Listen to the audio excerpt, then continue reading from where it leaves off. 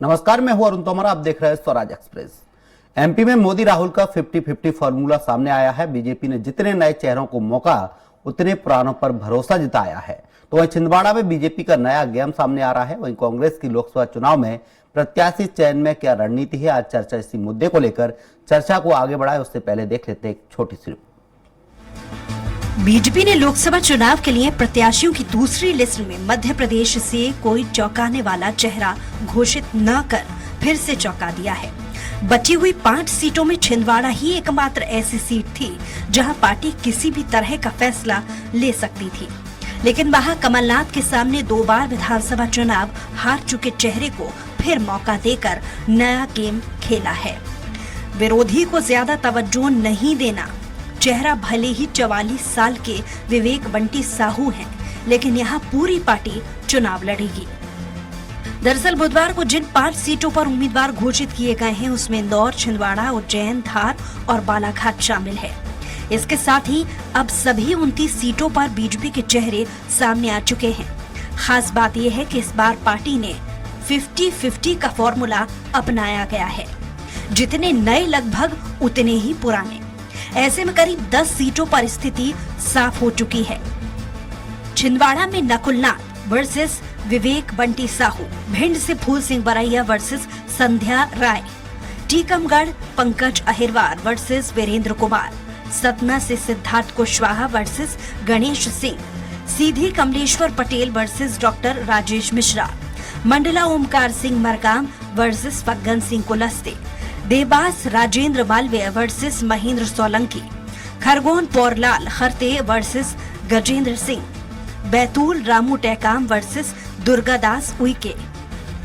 SC के लिए reserve 4 और एसटी की 6 सीटों के अलावा बाकी 29 सीटों में से 11 पर ओबीसी चेहरे उतारे हैं। ग्वालियर, सागर, गुना, सतना, बालाघाट, छिंदवाड़ा, विदिशा, राजगढ़, खंडवा, होशंगाबाद और दमोह। मध्य प्रदेश में ओबीसी आबादी 55% से ज्यादा है। 27% आरक्षण का मुद्दा कोर्ट में चल रहा है और बीजेपी कांग्रेस ओबीसी आरक्षण को लेकर एक दूसरे पर आरोप लगाते रहे हैं। बहरहाल बीजेपी ने 29 सीटों पर प्रत्याशी के नामों का ऐलान कर दिया है, तो वहीं कांग्रेस ने सिर्फ 10 नामों का ऐलान किया है। वहीं कांग्रेस ने बीजेपी की तरह ही कुछ पुराने और नए चेहरों को मौका दिया है। ऐसे में देखने वाली बात ये होगी कि 19 के नतीजे रिपीट होंगे या फिर कांग्रेस पुराने जख्मों को भरकर 24 में नया इतिहास बनाएगी। सलमान खान, स्वराज एक्सप्रेस।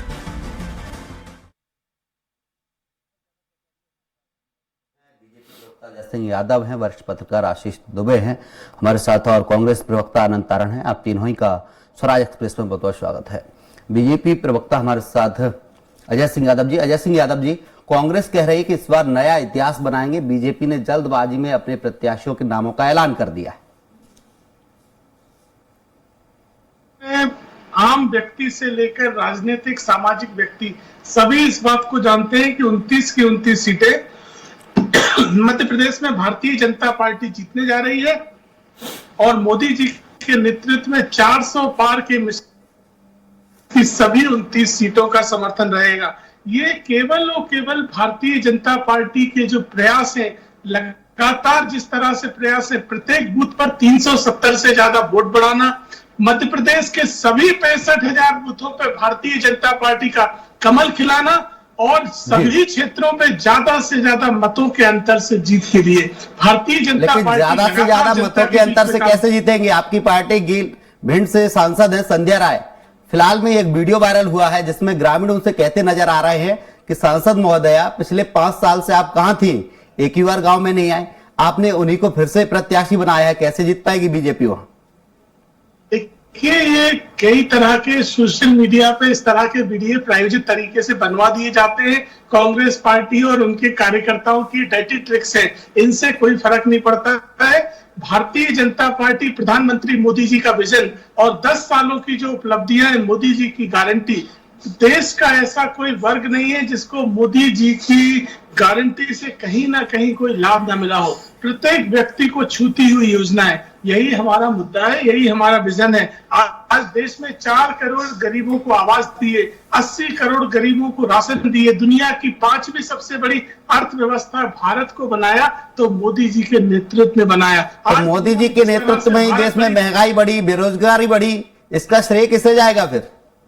देखिए, देश में महंगाई और बेरोजगारी जितनी बड़ी होगी उससे भी कहीं ज्यादा लोगों की आय के साधन और जो भी उनकी इनकम है वो बढ़ी है। ये देश ने देखा है। देश कैसे बढ़ी है वो इनकम, कैसे बढ़ी है बताइएगा आप। पर कैपिट अजय सिंह यादव जी बताइए, इनकम कैसे बढ़ी है? किसानों की इनकम कैसे बढ़ी है? आप इनकम बढ़ने की बात कर रहे हैं, किसानों पे तो भरमार एक के बाद एक मार पड़ती जा रही किसानों पे। आपने लागत इतनी बढ़ा दी है, किसानों को कुछ मुनाफा ही नहीं हो पा रहा। आप कह रहे हैं कि किसान स्रोत बढ़ते जा रहे हैं, कमाई बढ़ती जा रही है। किसानों को कृषि कल्याण के माध्यम से केंद्र और राज्य सरकार दोनों 6-6 हजार रुपए साल के दे रही है। साथ ही मध्य प्रदेश में गेहूं की खरीदी में 125 रुपए का बोनस। किसानों की खेत का लागत पता है आपको अजय सिंह यादव जी? किसानों की खेत का जो लागत है, फसल बुआई की जो लागत है, पता है आपको? जब मनमोहन सिंह देश के प्रधानमंत्री थे, गेहूं पे 1200 रुपए मिलता था और आज 2400 रुपए गेहूं। खाद इस वक्त कितने रुपए का मिलता था? तो देखिए ये आपको समझना पड़ेगा कि समय के साथ किसानों को जो सुविधाएं मिली है, चाहे सिंचाई के साधन हो, बिजली के साधन हो, उससे किसानों की पैदावार में जितनी वृद्धि हुई है। आपकी सरकार में किसान के खाद के दाम दोगुने हो गए। जो किसान खेतों में खाद डालता है उसके दाम दोगुने हो गए।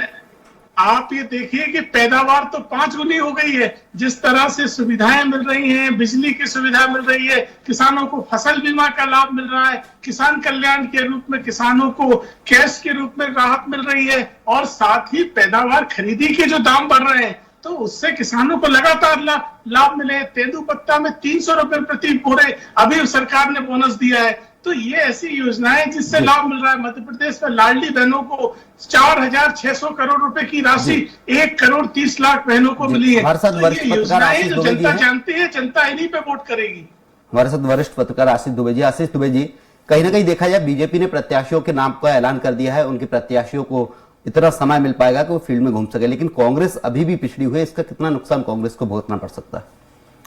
अभी तो चूंकि चुनाव अनाउंस ही नहीं हुआ है तो ऐसी स्थितियां अभी नहीं कही जा सकती हैं कि, लेकिन चूंकि कांग्रेस विधानसभा चुनाव में बड़े मार्जिन से हारी है तो ऐसी स्थिति में उसको ये पहले करना चाहिए था कि वो अपने कैंडिडेट अनाउंस कर देती, या हो सकता है उसने अपने कुछ कैंडिडेट को इशारा कर रखा हो तैयारी के लिए, जो भी उनकी रणनीति हो। लेकिन जाहिर तौर पर सारी चीजें सामने आती तो मुकाबला ज्यादा समझ में आता कि किस तरफ जा रहा है।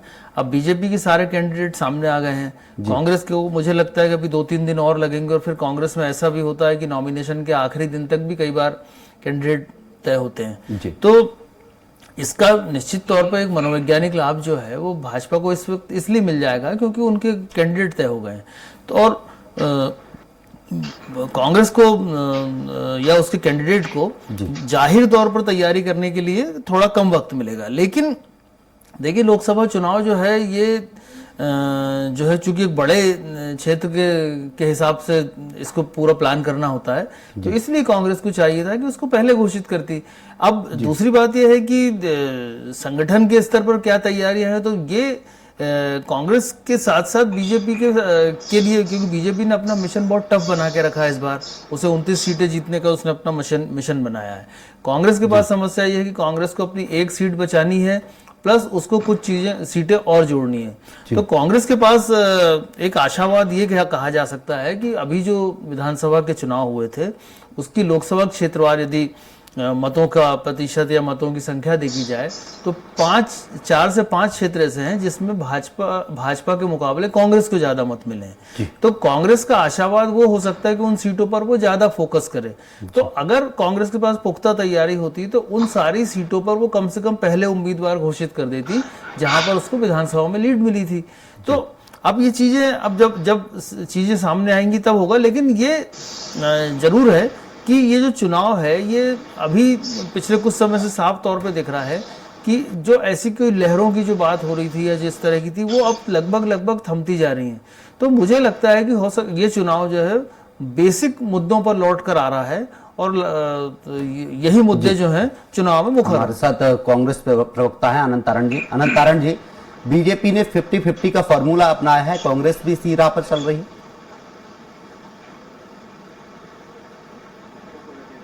अनंत तारण जी, हेलो, आवाज आ रही है? जी आवाज आ रही है मेरी? जी जी हेलो, आवाज आ रही है?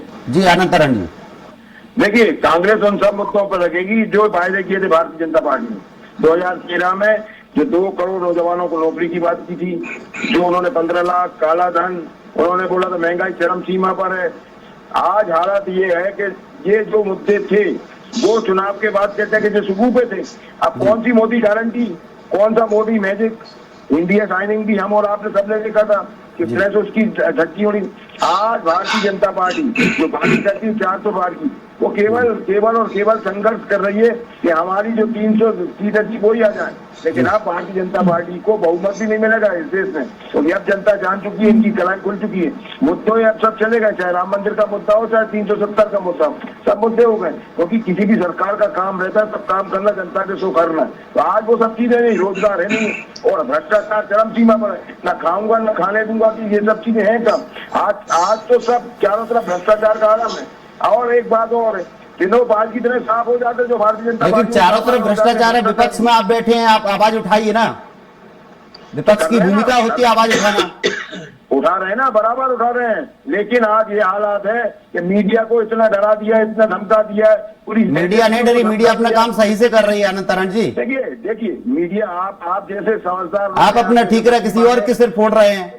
विपक्ष को आवाज उठाना चाहिए। अरे आप जैसे समझदार बुद्धिमान है कितने मीडिया में, वो बहुत मुश्किल से मिलेंगे। लेकिन मैं तो आप सबको प्रणाम करता हूं जो बातों को गंभीरता के साथ रखते हैं और हर बात को गंभीरता से रखते हैं। तो उन सबको प्रणाम करता हूं कि आज इस कंडीशन में, और जो लोग, जो मीडिया, आपने देखा होगा मीडिया के कितने बड़े बड़े पत्रकारों ने छोड़ दिए अपने ऑफिसों को, और आज वो सेल्फ लॉन्चिंग करने लगे। ये सब तो चीजें जनता के बीच किन मुद्दों को लेके जाएंगे? लोकसभा चुनाव है आगामी। बिल्कुल, लोकसभा चुनाव में कांग्रेस दमदारी के साथ लड़ेगी, इंडिया गठबंधन की विजय होगी, इंडिया गठबंधन की सरकार बनेगी, भारतीय जनता पार्टी नेतृत्व। मुद्दे क्या रहेंगे? गठबंधन की सरकार, आप कह रहे हैं गठबंधन की सरकार बनेगी, लेकिन किन मुद्दों को लेकर जनता के बीच में जाएंगे? मुद्दों यही सब है, महंगाई के मुद्दे हैं, बेरोजगारी के मुद्दे हैं। जो वायदे किए थे भारतीय जनता पार्टी की सरकार ने वो कहाँ है? 2 करोड़ नौजवानों को नौकरी की बात की थी, वो कहाँ है? 15 लाख रुपए की बात की थी, वो कहाँ है? किसानों की आय की बात करी थी दुगना, वो कहाँ है? और जो डीजल पेट्रोल के लिए सिलेंडर लेके हाथ में घूमती थी स्मृति ईरानी, अब तो स्मृति ईरानी का ही पता नहीं है कहाँ है। वो सिलेंडर जो 400 रुपए में तकलीफ महंगा दिखता था, आज 1150 को गया, कम करते करते 800 कुछ में कर दिया। तो ये जो चुनाव आ रहा है तो कम हो गया, तो चुनाव के बाद बढ़ जाएगा। तो ये भारतीय जनता पार्टी का चरित्र देश की जनता ने देखा है, भोगा है। और आज जो बातें करते हैं जी, ये जो सुविधाएं दे रहे हैं, तो सुविधाएं तो लोगों को ऊंट के मुंह में जीरे जैसी हैं। तो आज किसानों को किस तरह से क्या सुविधाएं दे रहे हैं? किसानों की आय दोगुनी करने वाले, आज किसान परेशान है, आज किसान पूरे देश का आंदोलन रहते हैं, आज व्यापारी परेशान है, व्यापारियों की दुकान पर ग्राहक नहीं है। तो आज कैसा देश का हालत बना रखा, बेरोजगारी चरम सीमा पर, बेटियों की बातें कर रहे हैं, गारंटी की। अजय सिंह यादव जी है बीजेपी प्रवक्ता हमारे साथ मध्य प्रदेश में। अनंत तारण जी रोकना चाहूंगा। अजय सिंह यादव जी, आप कहते हैं मोदी की गारंटी है, जो भी योजना चालू की थी चल रही हैं, और जो भी वादे किए वो पूरे किए। किसानों से जो वादे किए वो पूरे नहीं किए। किसान आज आंदोलन कर रहा है, किसान आज परेशान है। अब बेरोजगारी की बात, कांग्रेस लगातार बेरोजगारी और महंगाई का मुद्दा उठाती है कि जब से बीजेपी आई है बेरोजगारी और महंगाई चरम पर है। देखिए, कांग्रेस पार्टी इस समय अप्रासंगिक हो गई है, जो कहीं भी जमीनी सच्चाई के आसपास नहीं है और ना उन्हें कहीं अता पता है। जिस तरह से देश की चहुमुखी विकास हुआ है वो इन्हें दिखाई नहीं देता। वो विकास कहाँ पर है? वो विकास बता दीजिए, जो चहुमुखी विकास जनता देखना चाहती है। बिल्कुल बता रहा हूँ। देखिए, देश में पहले सरकारें काम करती थी तो एक सरकार योजना चालू करती थी और 20 साल बाद की सरकारें उस योजना का फीता काटती थी। आज मोदी जी की सरकार में नया पार्लियामेंट भवन 3 साल के अंदर बनके तैयार हो गया। बंबई में 20,000 करोड़ का अटल सेतु समुद्र के ऊपर केवल 3 साल के अंदर बनके काम करने लगा। भगवान राम की प्राण प्रतिष्ठा, भगवान राम का मंदिर 2 साल के अंदर बनके तैयार हुआ। देश में इंफ्रास्ट्रक्चर के सेक्टर में जिस तरह के काम हुए, और रोजगार की बात करती है कांग्रेस पार्टी, देश में 2014 तक केवल 300 स्टार्टअप होते थे, आज देश में लाखों स्टार्टअप काम कर रहे हैं। जिस तरह से लोग रोजगार पा भी रहे और दूसरों को रोजगार दे भी रहे, मेड इन इंडिया का कंसेप्ट आज देश में जिस कृषि तरह से कानून चल रहा वापस है, लेते वक्त किसानों से जो वादे किए थे आपकी सरकार ने, वो वादे पूरे क्यों नहीं हो पा रहे? देखिए किसानों को विश्वास है कि उनके लिए जो भी किसानों को विश्वास कहाँ है? केवल- विश्वास होता तो किसान आंदोलन नहीं करते, प्रदर्शन नहीं करते, आपको पता है। देखिए चुनाव दर चुनाव किसानों का जो समर्थन मिल रहा है वो किसानों का विश्वास दिखाता है। कुछ अराजक तत्व अलग तरह की भ्रांतियां फैलाने की कोशिश करते हैं। जो किसान लेकिन देश का आंदोलन कर किसान रहे जान- हैं, मैंने जो किसान कहा, आंदोलन कर रहे हैं, अजय जी, जो किसान आंदोलन कर रहे हैं, क्या वो अराजक तत्व हैं?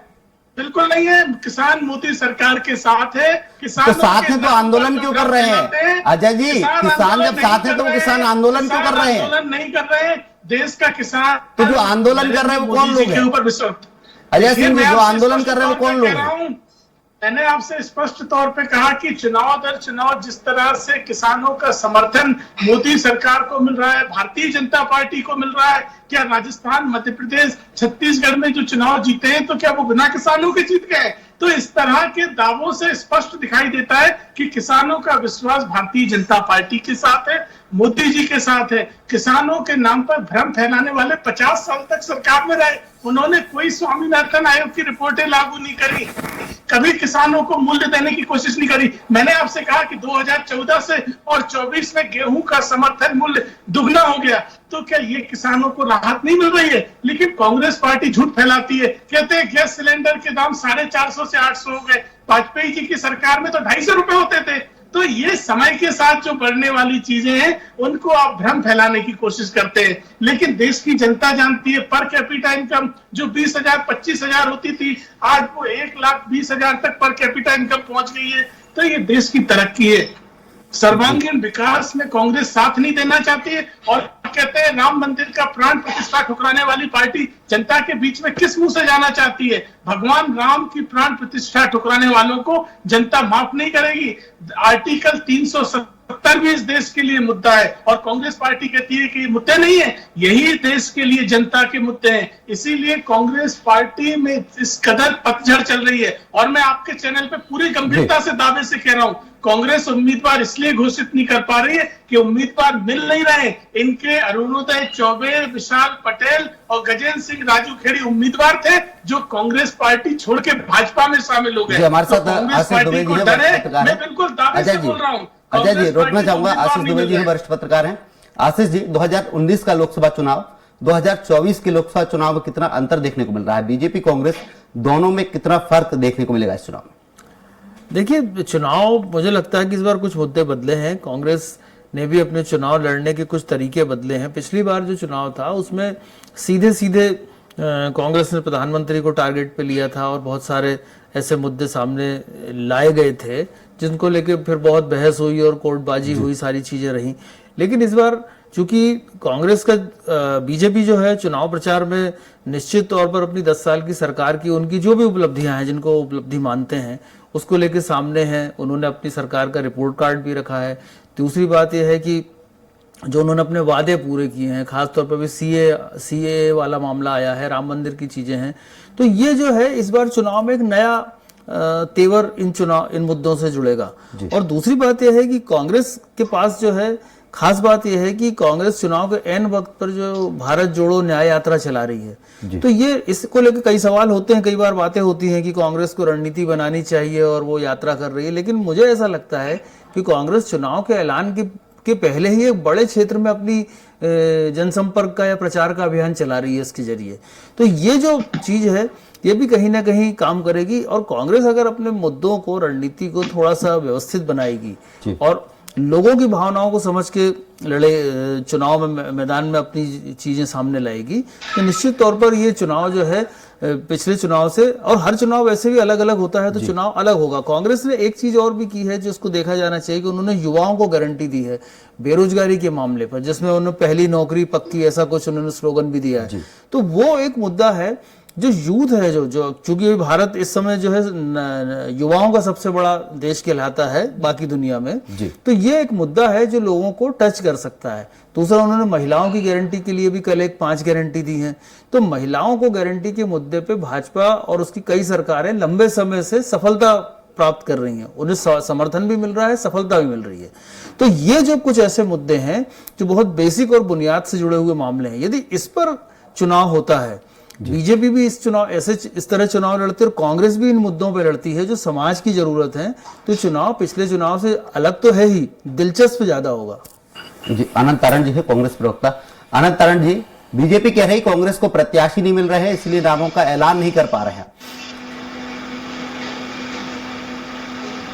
हमने 10 प्रत्याशी दिए और 10 में हमारे 8 प्रत्याशी जीतेंगे। देख लेना, आप लिख लेना इस बात पे। कम से कम आधी सीटें जीतेगी कांग्रेस मध्य प्रदेश में।